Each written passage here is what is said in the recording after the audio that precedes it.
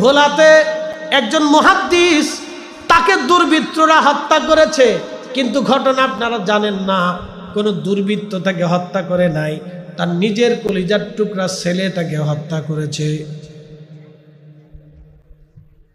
তো বয়স বেশি না, 8-9 পড়ে। বলে কারণ কি?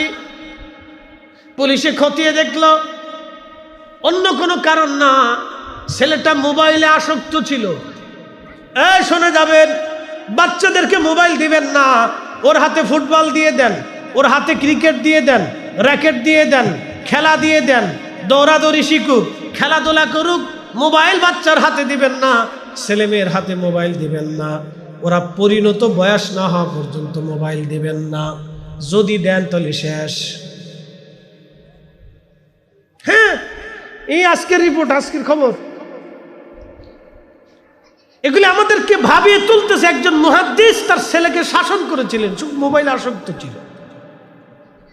এই ছেলে কিভাবে মানুষ মারবে সেটা সে গেম থেকে শিখছে, মোবাইলের থেকে গেম। তারপরে যে আপনার কি বলে সিনেমা আছে না, এই সিনেমার থেকেও শিখছে কিভাবে মানুষ খুন করতে হবে। তারপরে সে বাজার থেকে ছুরি কিনে এনে বাবাকে উপর্যুপরি ছুরি মেরে নিজের বাবাকে, বাবাটা মাদ্রাসার মুহাদ্দিস, সার্টিফিকেট কোথায় রাখতো, ওই ভোলা কামিল মাদ্রাসার মুহাদ্দিস, তার ছেলে বাবাকে হত্যা করছে, শাসন করছে, মোবাইল টিপছে, মোবাইল দেখে বারবার গেম খেলে, মোবাইল দেখে, এই জন্য বাবা শাসন করছে। বাবা তো শাসন করতেই পারে, কিন্তু এই আসক্তি আসার আগে, এই সর্বনাশ ডেকে আসার আগে ওর হাত থেকে মোবাইল সরাইতে হবে। শুধু বাংলাদেশ না, পৃথিবীর প্রত্যেকটা দেশ মোবাইলে আসক্ত। আমি কয়েকদিন আগে মালয়েশিয়া গেছি, আমি ভাবছি যে শুধু বাংলাদেশে মানে আসক্তি, এমনি না। মালয়েশিয়ার মানুষ ট্রেনে বসে, বাসে বসে, হাঁটতে হাঁটতে মোবাইল টিপতেছে, এটা এক ধরনের আসক্তি। এই বাচ্চাদের হাতে আসক্তি দেবেন না, মোবাইল বন্ধ করে দেন, অনেক বড় ক্ষতির কারণ আপনি নিজেও কল্পনা করতে পারবেন না, একবারে নেশার চাইতে মারাত্মক।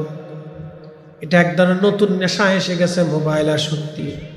সামাজিক অবক্ষয় কঠিনভাবে আমাদেরকে ধেয়ে আসতেছে।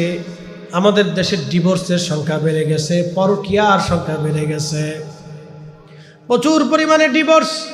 বাংলাদেশের যত আদালত যাবেন শুধু ডিভোর্স আর ডিভোর্স। যা দেখবেন পুলিশে আদালতে মামলার শেষ নাই, শত শত মামলা, ডিভোর্সের মামলা,